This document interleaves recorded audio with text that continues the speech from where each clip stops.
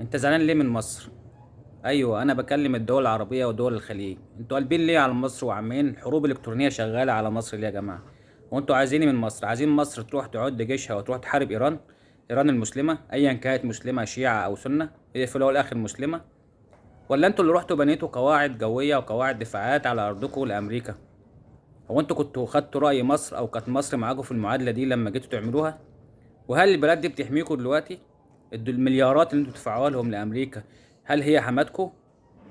يا جماعة انتوا اللي اتحدتوا مع اليهود، وانتوا اللي اتحدتوا مع الصهاينة، وانتوا اللي اتحدتوا مع الناس.